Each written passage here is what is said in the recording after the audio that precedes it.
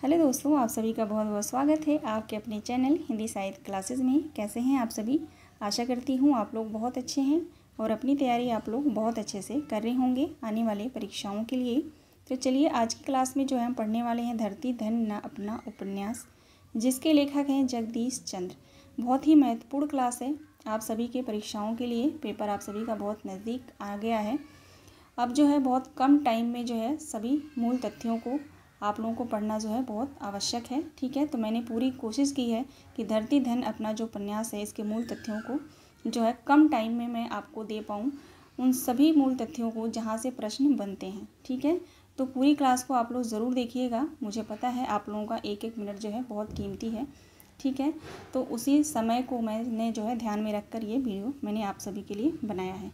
तो चलिए class start करते हैं। एक बार आप सभी का बहुत बहुत स्वागत है। पूरी क्लास को आप लोग ज़रूर देखिएगा। ठीक है, सबसे पहले बात करेंगे धरती धन ने अपना उपन्यास के प्रकाशन वर्ष के बारे में। तो प्रकाशन वर्ष है 1972। इसके लेखक हैं जगदीश चंद्र। अब एक जो है यहाँ से प्रश्न आपसे बनता है। ठीक है, यूनिट 2 में जो है आपके सिलेबस यूजीसी नेट के सिलेबस में जो आपका यूनिट 2 है, ठीक है, उसमें जो है आपको उपन्यास नाटक ये सभी जो पढ़ने हैं, लेकिन उसमें जो है पूरा डिटेल में आपको नहीं पढ़ना है। लेकिन अलग से जो आपका यूनिट 6 है उसमें जो 13 उपन्यास लगे हैं, चाहे निबंध हो चाहे नाटक हो, उसको आपको डिटेल में पढ़ना है। ठीक है, तो चलिए खैर छोड़िए, वहाँ तक नहीं जाएंगे। तो मेरे कहने का मतलब है कि जगदीश चंद्र जो उपन्यासकार हैं, तो यहाँ से प्रश्न बनता है कि ये जो है कैसे उपन्यासकार, मतलब कौन से उपन्यासकार माने जाते हैं, जैसे कि प्रगतिशील समाजवादी उपन्यासकार या प्रगतिशील उपन्यासकार या प्रगतिवादी उपन्यासकार। तो आपको पता है तो आप कमेंट के माध्यम से बताइए, नहीं तो मैं अभी बताती हूँ। ठीक है, अब जो है इस उपन्यास के विषय के बारे में अगर हम बात करें तो इसका विषय है पंजाब की ग्रामीण दलित जीवन पर आधारित यह उपन्यास है। मोस्ट इम्पॉर्टेंट है। ठीक है, तो आप लोग ध्यान रखेंगे। और होशियारपुर ज़िले के दोआब क्षेत्र के घोड़ेवाहा गांव के दलित समाज पर केंद्रित यह उपन्यास है। ये 2 पॉइंट आप लोग मोस्ट इम्पॉर्टेंट है, दोनों पॉइंट आप लोग ध्यान रखिएगा। ठीक है, अब जो है धरती धन ने अपना उपन्यास के बारे में थोड़ा सा हम बात कर लेते हैं। इस उपन्यास का जो है मुख्य पात्र जो है काली है। धरती धन ने अपना पंजाब के दोआब क्षेत्र में दलित की कहानी है, जिसे लेखक ने मुख्य पात्रों में जो है काली और ज्ञानों को लिया है। ठीक है, काली और ज्ञानों की कहानी के जरिए हमारे सामने ये जो है पूरा उपन्यास रखा गया है। ठीक है, दलित समाज से जो है संबंध रखने वाला काली 6 साल बाद कानपुर से अपने गांव घोड़ेवाहा लौटकर आता है। ठीक है, घोड़ेवाहा जो गांव है ना, इस गांव में काली जो है कितने साल बाद लौटकर आता है, तो ध्यान रखिएगा 6 साल। तो ये भी पूछा जा सकता है भैया, कहीं से भी प्रश्न आ रहा है तो आप लोग ये बात ध्यान रखेंगे। ठीक है, काली जो है 6 साल बाद अपने गांव घोड़ेवाहा लौटकर आता है। ठीक है, कानपुर से अपने जो है गांव घोड़ेवाहा लौटकर आता है, जहां उसकी चाची प्रतापी, ठीक है, उसकी चाची का नाम क्या है, प्रतापी, अकेले रहती है। उसके गांव लौटने के कारण तो शायद चाची से उसका प्यार अथवा मोह ही था, लेकिन लौटने के बाद जब वह वहीं रहकर अपना घर बनवाने और बसाने का फैसला करता है, तो गांव के ही उच्च वर्ग के जो लोग होते हैं वो जो है ऑब्जेक्शन करते हैं। काली एक आँख से जो है उनको नहीं सुहाता। ठीक है, जलन होती है उनको कि भाई इस कास्ट का है तो कैसे अपना घर बना सकता है। ये सारी बातें उसमें आपको इस उपन्यास में जानने को मिलेगा। चूँकि काली शहर में रहकर आया है, पढ़ा लिखा है, तो उसने जो है अपनी जाति या अपने आप को लेकर कोई हीन भावना नहीं रखता है। वह यही जो इसका रीज़न है, जो अपने आप को वो पढ़ा लिखा रहता है तो अपने जातिवाद को नहीं मानता है। यही चीज़ जो है अन्य जो जाति के लोग होते हैं उनको जो है अच्छा नहीं लगता है, और यही सबसे बड़ा कारण बन जाता है, अपराध बन जाता है इसके लिए। ठीक है, तो यही सारी कहानी है इसमें, आगे हम पढ़ेंगे डिटेल में। ठीक है, और प्रश्न कहाँ से आएंगे ये भी हम जानेंगे, और महत्वपूर्ण पंक्तियाँ जो है मोस्ट महत्वपूर्ण पंक्तियाँ हैं वहाँ से प्रश्न पूछा जाता है, तो वो भी मैंने लिया है। ठीक है, सबसे पहले जो है इतना हम अभी तक हमने क्या जाना, थोड़ा मैंने आपको विषय वस्तु बताया। अब जो है हम थोड़ा सा जगदीश चंद्र जो उपन्यासकार हैं इनके बारे में हम जान लेते हैं। ठीक है, कमेंट के माध्यम से आप लोगों ने बताया नहीं तो मैं बता देती हूँ। जगदीश चंद्र जो है यह प्रगतिवादी उपन्यासकार माने जाते हैं। ठीक है, देखते हैं जगदीश चंद्र का जन्म जो है 24 नवंबर 1930 ईस्वी में ग्राम घोड़ेवाहा ज़िले होशियारपुर पंजाब में हुआ था। ठीक है, जहाँ वहीं पे जो है इनका जन्म हुआ था, वहीं पे इन्होंने जो भी देखा था आंखों से उसी पे जो इन्होंने उपन्यास लिखा। ठीक है, आगे देखेंगे जगदीश चंद्र का परिवार मोहजाल शाखा से संबंध ब्राह्मण परिवारों में एक था। जगदीश चंद्र के पिता का नाम करमचंद्र था। ठीक है, माता पिता का नाम ध्यान रखिएगा। जो भी उपन्यास आप पढ़ रहे हैं उनके लेखक का जन्म, मृत्यु, जन्म कहाँ हुआ है, किस गांव में हुआ है, किस शहर में हुआ है, ये और अन्य उनके उपन्यास कौन से हैं, ये भी आपको प्रकाशन वर्ष के साथ याद रखने हैं। माता पिता का नाम याद रखना है। ठीक है, उनके बच्चे हैं, उनकी पत्नी है, तो उनको भी आप लोग ध्यान रखिएगा। ठीक है, तो देखेंगे इनके पिता का नाम जो है करमचंद्र है और माता का नाम अमरू है। मायके का नाम उर्फ प्रीतम देवी। ठीक है, अमरू जो है मायके का नाम है और उर्फ प्रीतम देवी जो है ससुराल का नाम था। ठीक है, खैर ये इतना नहीं पूछेगा, लेकिन आप लोग जानते रहिए। आगे देखेंगे जगदीश चंद्र की धर्म पत्नी का नाम दामा। ठीक है, अलग नाम है, ध्यान रखेंगे। जगदीश चंद्र की पत्नी का नाम जो है दामा है तथा इसके 2 पुत्र कौन कौन हैं, अनुराग है और पराग। अनुराग पराग जो है इनके 2 पुत्र हैं जगदीश के। ठीक है, और एक पुत्री भी है आरती, यानी 2 पुत्र और 1 पुत्री, 3 बच्चे इनके। ठीक है, अब जो है हम यहाँ पे जगदीश चंद्र के अन्य उपन्यासों को भी मैंने लिया है जो मोस्ट इम्पॉर्टेंट है। ठीक है, यहाँ से प्रश्न बनता ही बनता है, तो आप लोग ध्यान दीजिएगा। ठीक है, पहला इनका उपन्यास है यादों का पहाड़। ठीक है, यादों का पहाड़ 1966 इसका प्रकाशन वर्ष है। विषय वस्तु इसका नहीं दिया गया था, जहाँ से मैंने ये लिया है अगर आपको पता है तो आप ज़रूर बताएंगे। ठीक है, दूसरा इनका उपन्यास है धरती धन्य न अपना, 1972 में प्रकाशन वर्ष है। विषय वस्तु है पंजाब के ग्रामीण दलित जीवन पर आधारित, जो आपके सिलेबस में लगा हुआ है, जो इस क्लास में हम पढ़ने वाले हैं। ठीक है, उसके बाद जो है तीसरा उपन्यास इनका आधा पुल, प्रकाशन वर्ष है 1973। कभी ना छोड़ो खेत, मुट्ठी भर कांकर, टुंडा लाट घास गोदाम, नरक कुंड में वास, लाट की वापसी, जमीन तो अपनी थी। ठीक है, ये सभी उपन्यास है। प्रकाशन वर्ष ऐसे याद रखिएगा 66, 72, 73, 76, 76, 78, 85, 94, 2000, 2001।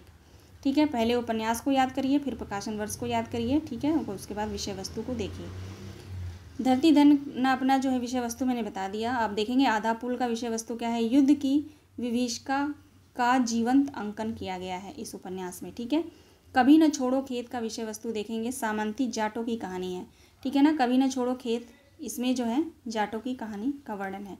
मुट्ठी भर कांकर में पंजाबी शरणार्थियों के दुख और संघर्ष की कहानी है। पूछा जा सकता है कि किस उपन्यास की विषय वस्तु पंजाबी शरणार्थियों के दुख और संघर्ष की कहानी है, तो आप ध्यान रखेंगे मुट्ठी भर कांकर। ठीक है, जगदीश चंद्र माथुर का उपन्यास है ये। ठीक है, अगला है टुंडा लाट का विषय वस्तु है अस्थायी कमीशन प्राप्त सैनिक सुनील की प्रेम कथा। ठीक है, सैनिक सुनील की प्रेम कथा टुंडा लाट। ठीक है, इसकी विषय वस्तु है। घास गोदाम का विषय वस्तु है दिल्ली के आसपास के किसानों की दरबारी की कहानी। ठीक है, अगला जो इनका उपन्यास है नरक कुंड में वास, इसका विषय वस्तु है धरती धन्य न अपना उपन्यास का विस्तार।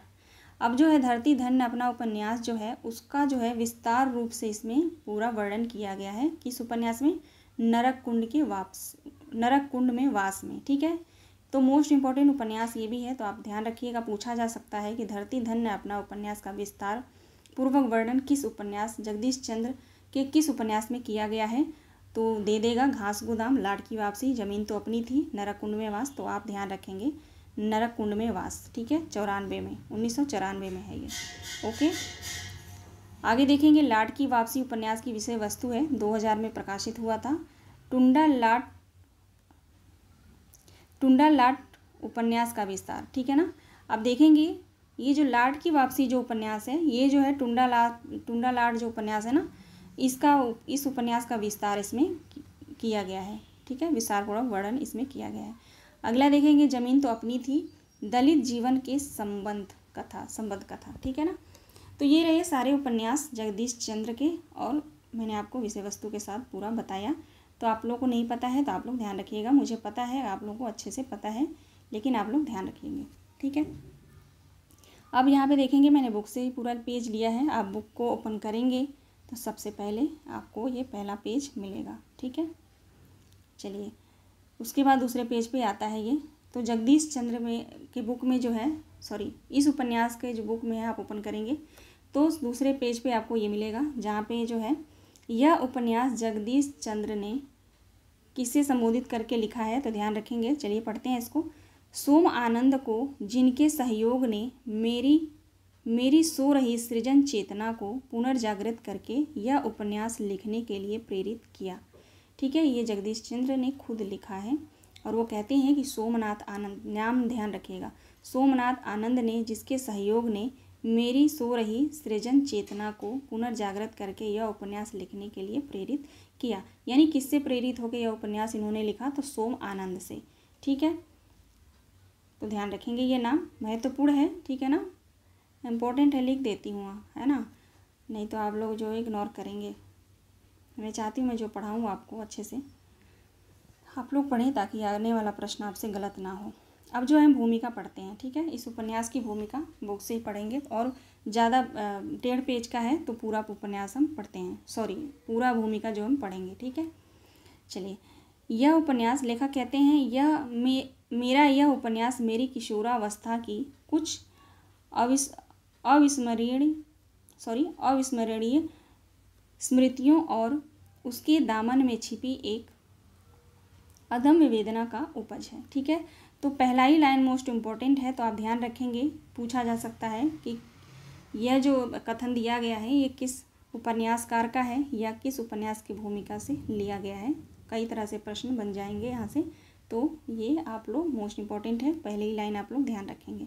ठीक है, आगे देखेंगे। मेरी किशोरावस्था मेरे ननिहाल के गांव रलहन पंजाब में बीती थी। ठीक है, पूछा जा सकता है जगदीश चंद्र का जो किशोरावस्था था उनका कहाँ बीता था, तो ननिहाल में। ठीक है ना, ननिहाल से भी पिछली बार भी प्रश्न आया था, कहाँ से आया था ये मुझे एग्जैक्ट अभी मुझे तुरंत याद नहीं आ रहा है। अभी जो पेपर हुआ था जून में 17 जून को, वहाँ से भी प्रश्न आया था। ठीक है, तो आप जो है ननिहाल में, मौसी क्या, ये सब आप लोग ध्यान रखेंगे। ठीक है, पंजाब में बीती। गांव का एक हरिजन परिवार मेरे नाना जी की ज़मीन जोतता था। कहते हैं कि गांव का एक हरिजन परिवार जो है मेरे नाना जी का ज़मीन जोतता था। और इन्होंने जो है ज़्यादातर, 1 मिनट आप टाइम लूँगी यहाँ पे, जगदीश चंद्र जो उपन्यासकार हैं इन्होंने ज़्यादातर जो है दलित पे जो है वो इन्होंने उपन्यास लिखा है। तो इसका मतलब ये आप लोग ये मत सोचिएगा जो है ये जो है दलित उपन्यासकार हैं। ठीक है, नहीं, दलित उपन्यासकार नहीं है। ठीक है, इन्होंने जो है जहाँ पे ये रहते थे वहाँ पे इन्होंने वैसे समाज में इन्होंने इस सारी चीज़ें देखी थी, तो उससे जो है प्रेरित होकर इन्होंने ये उपन्यास लिखा है। ठीक है, चलिए आगे देखते हैं। कहते हैं गांव का एक हरिजन परिवार मेरे नाना जी का ज़मीन जोतता था और इसी सिलसिले में मुझे उनकी बस्ती में जाना पड़ता था। ठीक है, आगे देखेंगे। हरिजनों की बस्ती में जाने पर कोई पाबंदी तो नहीं थी, परंतु कुछ मर्यादाएं थीं, कुछ समस्याएं और कुछ सीमाएं थीं जिसमें बंधकर जरूर चलना पड़ता था। आगे कहता है लेखक, गांव का दहलित होने के कारण मुझे इन मर्यादाओं का कड़ाई से पालन करने की अपेक्षा की जाती थी। मेरा किशोर मन बंधनों की इस झीनी सी दीवार को तोड़कर हरिजनों की छोटी छोटी सीलन भरी अंधेरी कोठरियों में छिपे रहस्यों को जानने के लिए हरदम व्यग्र यानी उतावला रहता था जानने के लिए। लोगों की आंख बचाकर, यानी लोगों से जो है आंख बचाकर मैं उनमें गया और मन भरकर मैंने उन बंधनों को तोड़ा भी। गांव में चल रहे इस भेदभाव को देखकर मेरे किशोर मन में एक विद्रोह की ज्वालाएं भड़क उठी, परंतु इन्हें अभिव्यक्त देने का कोई मार्ग दिखाई नहीं देता था। उपन्यास लिखने जैसी किसी चीज़ में तो मैं बिल्कुल ही परिचित नहीं था। आगे कहते हैं, आगे देखेंगे। आगे लेखक कहता है, इसी दौरान पढ़ाई और बाद में नौकरी के सिलसिले में मुझे शहर जाना पड़ा, परंतु वर्ष में एकाध बार छुट्टियों में मुझे अपने ननिहाल जाने का भी अवसर मिलता रहता था। मैं हर साल यही देखता कि गांव में मर्यादाओं की सीमाएं टूटनी तो दूर रही, उनकी जकड़न दिनों दिन सख्त होती जा रही है। यानी जो भी मर्यादाएं थी वो दूर होने के बजाय जो है दिन पर दिन और बढ़ती जा रही हैं। ठीक है, आगे कहते हैं अर्थशास्त्र का छात्र होने के कारण। अब यहाँ पे मोस्ट इम्पॉर्टेंट है, ठीक है, वेरी वेरी इंपॉर्टेंट है, पूछा जा सकता है कि जगदीश चंद्र जो है किस विषय के छात्र थे। ठीक है, तो अर्थशास्त्र के थे। ठीक है, अर्थशास्त्र के छात्र होने के कारण मुझे इस सामाजिक दुर्व्यवस्था के पीछे छिपे आर्थिक कारणों का भी पता चलने लगा। मैं यह सब देखकर बहुत ही उद्विग्न होता था कि आर्थिक अभावों की चक्की में युग युगांतरों से पिस रहे हरिजन अब भी मध्यकालीन यातनाओं को भोग रहे हैं। जिस भूमि पर वे रहते हैं, जिस जमीन को वो जोतते हैं, यहाँ आगे लेखक कहता है यहाँ तक कि जिन छपरों में वे रहते हैं कुछ भी उनका नहीं है। इन बातों को देखकर मेरे किशोर मन की वेदना सहसा अपने आप बांध तोड़कर फूट निकली और मैंने उपेक्षित हरिजनों के जीवन का चित्रण करने का संकल्प कर लिया। प्रस्तुत उपन्यास लिखने का मूल प्रेरणा बिंदु यही है। ठीक है, प्रस्तुत उपन्यास लिखने का मूल प्रेरणा बिंदु मेरा यही है। ठीक है, आगे कहते हैं लेखक, अपनी जातिगत संस्कारों तथा सामाजिक मान्यताओं की कठोर जकड़न के कारण मैं हरिजनों के जीवन की कटुताओं को स्वयं तो नहीं भोग सका, फिर भी मुझे अपने दुस्साहस के कारण उनके जीवन को बहुत निकट से देखने का अवसर अवश्य मिला है। मैंने सर्वथा निरपेक्ष रहकर भारतीय समाज के इन कटे हुए संदर्भों का चित्रण किया है और कहीं भी अपना मत थोपने अथवा अपनी विचारधारा को लादने की चेष्टा नहीं की है। ठीक है, ये रही भूमिका स्वयं जो है जगदीश चंद्र ने लिखा है। ठीक है, वो आप लोग जो है पूरा मैंने भूमिका पढ़ा, आशा करती हूँ कि आप लोग भी मेरे साथ साथ ज़रूर पढ़ रहे हैं। ठीक है, तो ये रही भूमिका। अब हम आगे बढ़ते हैं। अब जो है यहाँ पे देखेंगे दृष्टि की बुक से जो है मैंने ये लिया है। ठीक है, क्योंकि पूरा जो है इस उपन्यास में 36 अध्याय हैं। ठीक है ना, 36 अध्यायों में विभक्त है ये, तो पूरा जो है हम पढ़ नहीं सकते। तो मेरे पास दृष्टि की बुक है, मैंने आपको बीच में बताया भी था कि दृष्टि की बुक मैंने मंगाया था, तो उसमें जो है प्रिंट और कुछ मिस था, प्रिंट जो है अच्छे नहीं थे, तो मैंने उसको वापस कर दिया था, तो कल जो है बुक आ गई। ठीक है, तो इस दृष्टि की बुक में एक खासियत है कि उसमें जो है बहुत कम में दिया हुआ है और बहुत अच्छा दिया हुआ है। ठीक है, तो जितने भी महत्वपूर्ण तथ्य हैं ना दृष्टि की बुक में दिया हुआ है। अगर आपके पास बुक है तो बहुत अच्छी बात है, उस बुक से पढ़ लीजिए, कम टाइम में आपकी बहुत अच्छी तैयारी हो जाएगी। ठीक है, तो चलिए आगे देखते हैं। विषय वस्तु देखेंगे धरती धन अपना। यह उपन्यास पंजाब के होशियारपुर जिले के दोआब क्षेत्र के घोड़ेवाहा गांव में एक दलित समाज पर केंद्रित है। इसका प्रकाशन वर्ष 1972 में हुआ था। इस उपन्यास के केंद्र में काली और ज्ञानों की प्रेम कथा है। ठीक है, काली और ज्ञानों जो एक दूसरे से प्रेम करते हैं तथा पूंजीवाद सभ्यता द्वारा किस तरह हरिजनों का शोषण होता है इसे दर्शाने की कोशिश की गई है। उपन्यास का आरंभ काली जो हरिजन जाति का है उसके 6 वर्ष वह जो है काली जो है हरिजन जाति का रहता है और 6 वर्ष बाद कानपुर शहर से घोड़ेवाहा लौटने से होता है। ठीक है, जो है अब शहर से पढ़कर जो है 6 वर्ष बाद वो लौटता है, तो 6 वर्ष आप लोग ध्यान रखिएगा, पूछा जा सकता है। घर जो है लौटता है। काली की चाची की अंधविश्वास की वजह से, काली की चाची जो है प्रतापी नाम रहता है ना उसका, उसके अंधविश्वास से मृत्यु, दया सिंह का बार बार धर्म परिवर्तन, पंडित संतराम का धार्मिक पाखंड और दंभ, काली और ज्ञानों के प्रेम संघर्ष तथा पूंजीपतियों द्वारा चमार जाति के लोगों को प्रताड़ित करना अर्थात उनकी वेदना को इस उपन्यास के द्वारा चित्रित किया गया है। ठीक है, आगे देखेंगे। जगदीश चंद्र ने उपन्यास की भूमिका में लिखा है, मेरा यह उपन्यास मेरी किशोरावस्था की कुछ अविस्मरणीय स्मृतियों और उसके दामन में छिपी एक अदम्य वेदना का उपज है, जो मैंने अभी हम लोगों ने भूमिका में पहले ही लाइन पढ़ा और मैंने उसको इम्पोर्टेंट भी बताया था। तो देखिए इस बुक में भी यहाँ पे दिया गया है, तो वेरी वेरी इंपॉर्टेंट लगा लीजिए, आप लोग ध्यान रखिएगा, है ना, कहीं से भी प्रश्न आ सकता है। आगे देखेंगे। लेखक ने यह उपन्यास सोम आनंद को समर्पित किया है। ठीक है, ये भी मैंने बताया आपको स्टार्टिंग में ही कि यह उपन्यास जो है सोम आनंद को समर्पित किया है और सोम आनंद से प्रभावित होकर जो है ये उपन्यास इन्होंने लिखा है, उनको ही समर्पित है। अब यहाँ पे जो है मैंने नेट से जो मैं सर्च कर रही थी, मैं बुक भी है मेरे पास, है ना, मेरे पास बुक है सबका, लेकिन फिर भी मुझे उससे संतुष्टि नहीं होती है। मैं नेट पे सर्च करके जो है मैं देखती रहती हूँ कि कुछ नया मिल जाए। तो मुझे कुछ और तो नहीं मिला, लेकिन यहाँ पे थोड़ा सा मिला मुझे एक नया चीज़, इसमें कुछ महत्वपूर्ण है, तो मैं आपको ये भी देख लेते हैं, थोड़ा टाइम नहीं लगेगा।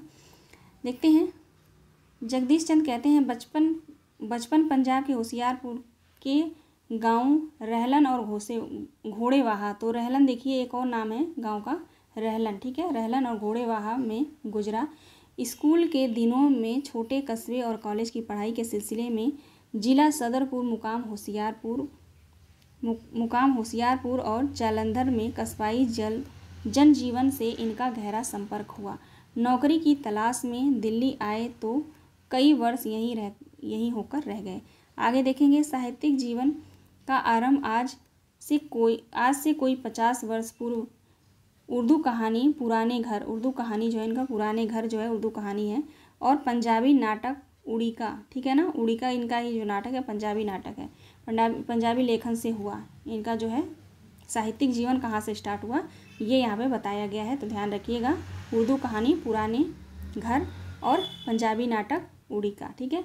पहला उपन्यास यादों का पहाड़ 1966 में प्रकाशित हुआ था, ठीक है। सभी मैंने आपको बताया पहले ही। देखेंगे यहाँ पे दिया गया है, यादों का पहाड़, कभी न छोड़ो खेत, आधा पुल, मुट्ठी भर कंकर, घास गोदाम, धरती धन्य अपना, नरकुंड में वास, टुंडा, लाट की वापसी तथा जमीन अपनी तो थी, ठीक है। पहली रपट कहानी संकलन है, ये जो है पहली रपट जो है इनका कहानी संकलन है। नेता का जन्म नाटक है, नेता का जन्म जो है एक नाटक है इनका। धरती धन्य अपना में देखेंगे किस भाषा का ये जो है प्रयोग हुआ है, तो रूसी, उर्दू, पंजाबी, जर्मन में तथा आधा पुल अंग्रेजी में अनुवाद किया गया है, ठीक है, सॉरी प्रयोग नहीं। धरती धन्य जो अपना उपन्यास है इसका किस भाषा में अनुवाद हुआ है, तो रूसी भाषा में, उर्दू भाषा में, पंजाबी भाषा में और जर्मन भाषा में, ठीक है, तथा आधा पुल अंग्रेजी में अनुदित है, ठीक है। तो ये भी महत्वपूर्ण है, तो मुझे लगा बताना चाहिए आप लोगों को, ठीक है। आगे देखेंगे। कभी न छोड़ो खेत के नाट्य रूपांतरण का राष्ट्रीय नाट्य विद्यालय रंगमंडल की ओर से दिल्ली में 1984 और 1985 में मंचन हुआ था। कभी न छोड़ो खेत का, ठीक है ना, पूछा जा सकता है कि इस उपन्यास का जो है कब यह मंचन हुआ था, तो आप लोग ध्यान रखिएगा, ठीक है, यहाँ पे मैंने दिया हुआ है। आगे देखेंगे। सम्मान इनको कौन कौन सा मिला था। पंजाब सरकार से शिरोमणि साहित्यकार सम्मान हिंदी 1981 के अलावा कुछ और सरकारी व गैर सरकारी पुरस्कार भी इनको मिला था, ठीक है। तो ये रहे महत्वपूर्ण तथ्य। अब जो है हम आगे बढ़ते हैं। आगे देखेंगे तो मुख्य पात्र कौन कौन से हैं, तो पात्र परिचय जो है हम देख लेते हैं। ये भी जो है दृष्टि की बुक से ही मैंने लिया है, ठीक है। देखिए कौन कौन से पात्र हैं, छोटा कर लेती हूँ मैं। पहला पात्र है इनका मुख्य पात्र जो है काली है, केंद्रीय पात्र है। ज्ञानो है, काली की प्रेमिका है। प्रतापी प्रतापी जो है काली की चाची। जस्सो कौन है, ज्ञानो की माँ है। गंगू कौन है, ज्ञानो का भाई है, ठीक है ना। जस्सो ज्ञानो की माँ है, यानी ज्ञानो कौन है, काली की प्रेमिका है। जस्सो ज्ञानो की माँ है, गंगू ज्ञानो का भाई है। अब जो है चौधरी कौन है, देखेंगे हरनाम सिंह है। चौधरी साहब गांव के हैं, गांव के चौधरी साहब हैं। इनका क्या नाम है, हरनाम सिंह, ठीक है। छज्जू शाह है, साहूकार जो है, साहूकार कौन है, छज्जू शाह। विशन दास कौन है, डॉक्टर है। विशन दास जो है डॉक्टर है। देखेंगे यहाँ पे और पात्र दिए गए हैं। निहाली काली की पड़ोस की ताई और जीतू की माँ है, ठीक है ना। निहाली कौन है, काली की पड़ोसन है, पड़ोस की ताई है, ताई बुलाता है इसको, और जीतू की माँ है, ठीक है। जीतू काली का दोस्त है। जीतू कौन है, काली का दोस्त है। प्रीतो पड़ोस की चाची है। प्रीतो कौन है, पड़ोस की चाची है। निक्कू कौन है, प्रीतो की पति है, प्रीतो का पति है। निक्कू कौन है, प्रीतो का पति है। मुंशी शिवराम कौन है, गांव का मास्टर है। पंडित संतराम कौन है, गांव का पंडित है, ठीक है। गांव का मास्टर कौन है, शिवराम। गांव का पंडित कौन है, तो संतराम। बंतू कौन है, पिता चन्ना राम और ठाकुरी माता का पुत्र है। सिद्धू कौन है, काली के चाचा। अमरू कौन है, निक्कू का बेटा। दीनू कौन है, गांव का कुम्हार। लच्छी प्रीतो की पुत्री है। हरदेव हरनाम सिंह का भतीजा है। नाहर सिंह संता सिंह का भाई है। नंद सिंह जाति बदलने वाला मोची है। जाति बदलने वाला मोची कौन है? नंद सिंह है। ठीक है, बाद में इसका नाम रामदसिया पड़ गया। ठीक है, तो महत्वपूर्ण है नंददास, तो आप लोग ध्यान रखेंगे। पालो बूरा सिंह का लड़का है। बूरा सिंह का लड़का है और ठाकरी नंद सिंह की पत्नी है। आगे देखेंगे, संता सिंह जो है मिस्त्री और बढ़ई है। तो आप क्या करेंगे, एक बार इसको पढ़ लेंगे। सभी पात्र का जो भी यहाँ पे इनका जो है चित्रण दिया गया है। आगे जो है निहाली, जीतू, प्रीतो, निक्कू, मुंशी शिवराम, पंडित संताराम, बंतो, सिद्धू, अमरू, दीनू, लच्छू, हरदेव। ठीक है, ये कौन है? नाहर सिंह, नंद सिंह और पालो और ठाकरी और संता सिंह।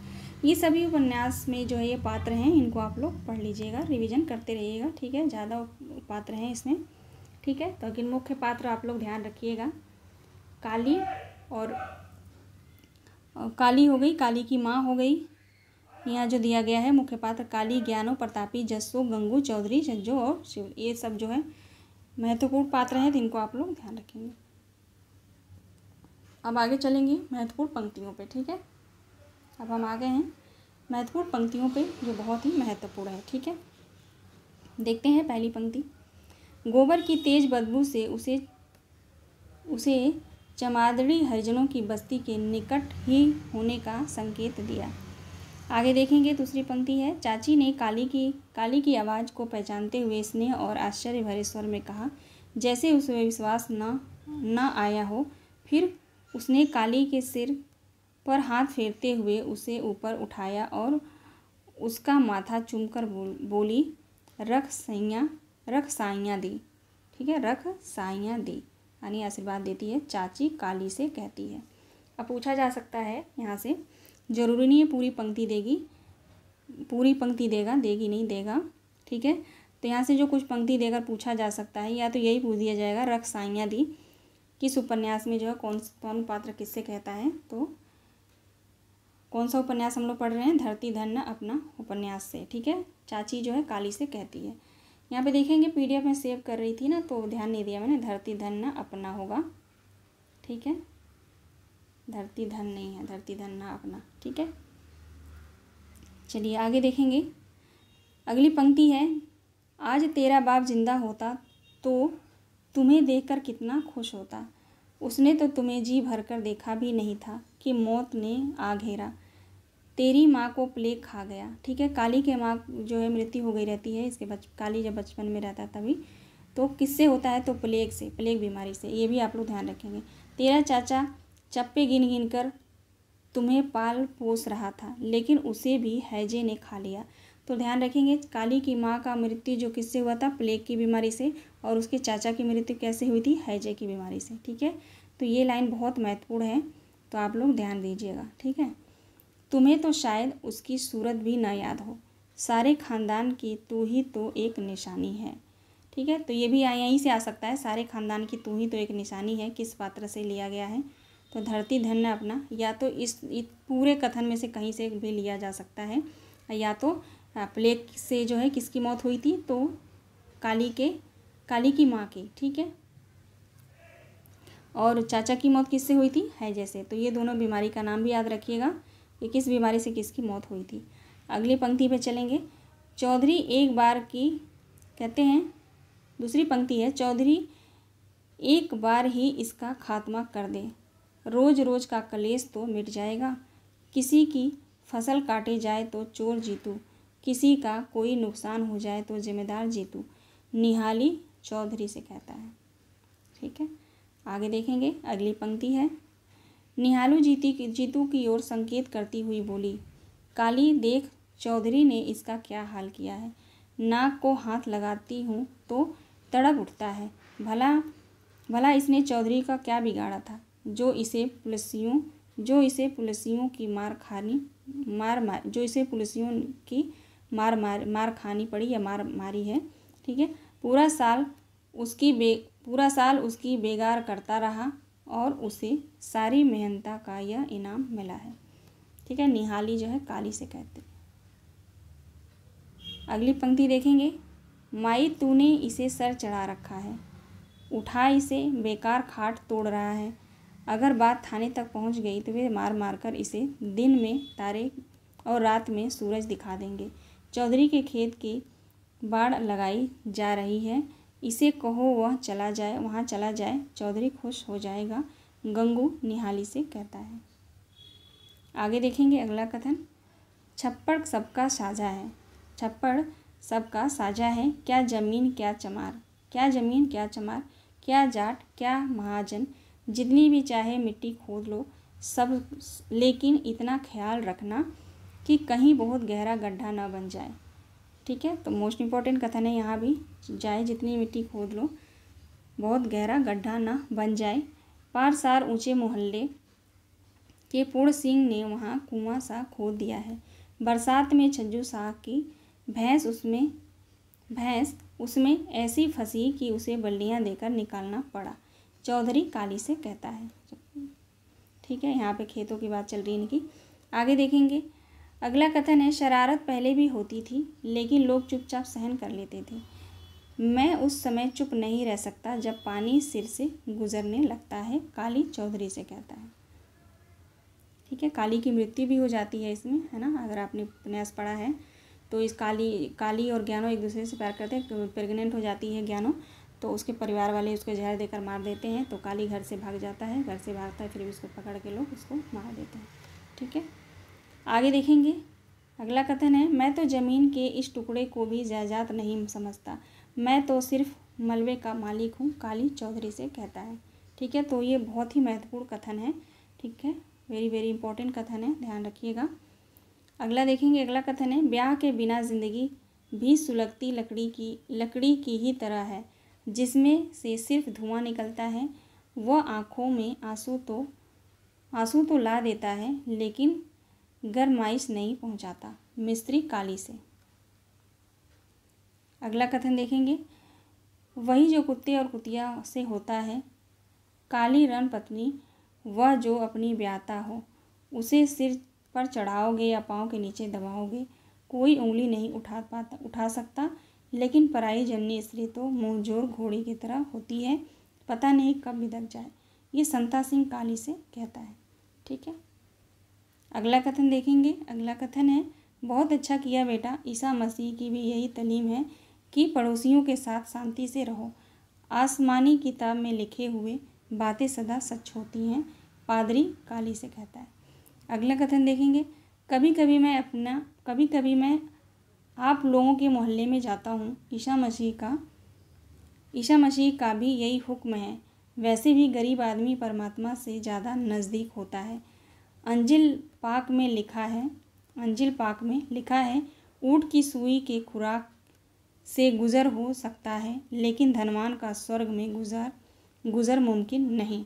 ठीक है, तो ये आप लोग ध्यान रखिएगा, पूछा जा सकता है कि कहाँ पे लिखा है, तो अंजिल पाक में। ठीक है, और किस उपन्यास से पूछा जाए तो हृदय तीर धन्ना अपना। ठीक है, यहाँ से लेकर यहाँ तक पादरी काली से कहता है। ठीक है ना, अगला कथन देखेंगे, तू जब भी मुंह खोलता है तो तेरी काली जबान पर मार्क्स और लेनिन का नाम होता है, मोस्ट इम्पॉर्टेंट है। ठीक है, वेरी इंपॉर्टेंट कथन है ये, आप लोग ध्यान रखिएगा। तू जब भी मुंह खोलता है तेरी काली जबान पर मार्क्स और लेनिन का नाम होता है, और जब यह पादरी बोलता है तो एक ही आवाज़ निकलती है, वो भी अंजील और ईसा मसीह की। ये महाशय विशनदास से कहता है। ठीक है, महाशय कहता है विशनदास से। अगला कथन देखेंगे, अगला है, पूंजीपति यह कभी नहीं चाहते कि मजदूरों में एकता हो, मुतवाज़ी या यूनियन बनाना भी एक इंटरमीडिएट लिस्ट चाल है, मजदूरों के इत्तेहाद को तोड़ने की। ठीक है, ये विशनदास काली से कहता है। अगला कथन है, सिख बन जाने का मतलब यह तो नहीं कि चमार नहीं रहा, धर्म बदलने से जात तो नहीं बदल जाती, मोस्ट इम्पॉर्टेंट कथन है ये। ठीक है, इस कथन को भी आप लोग ध्यान रखिएगा, संत सिंह नंद सिंह से कहता है। नेक्स्ट है, जिस तरह बड़ी मछली छोटी मछली को खा जाती है, उसी तरह बड़ा तबका छोटे तबके को एक्सप्लॉइट करता है, यानी उसकी मेहनत का जो है उसे फल नहीं खाने देता, बल्कि खुद खा जाता है। इसी से क्लास स्ट्रगल, वर्ग संघर्ष पैदा होता है। लेकिन मार्क्सवादी इंकलाब से यह तबका खत्म हो जाएगा और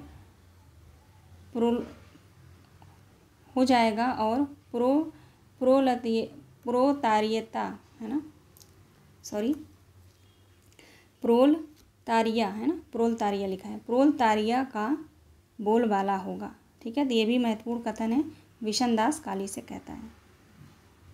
अगला कथन देखेंगे। अगला कथन है, तू क्या समझता है कि ईसाई बनने से उसका हुलिया बदल जाएगा?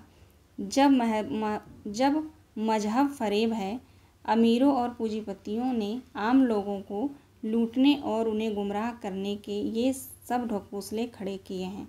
विशनदास बंतु से कहता है। ठीक है, ये विशनदास का कथन है। आगे देखेंगे। अगला कथन है, हम चमार हैं चौधरियों के कमीन, आप चौधरी हैं हमारे मालिक। आप जो भी दंड देंगे, जिसको भी देंगे, वह उसे कबूल करना होगा। नदी में रहकर मगरमच्छ से बैर नहीं रखा जाता। ये जो है बाबे फतू चौधरी से कहता है। ठीक है, नदी में रखकर जो है मगरमच्छ से बैर नहीं लिया जाता। तो ये भी महत्वपूर्ण कथन है। किस उपन्यास से? धरती धरना अपना उपन्यास से।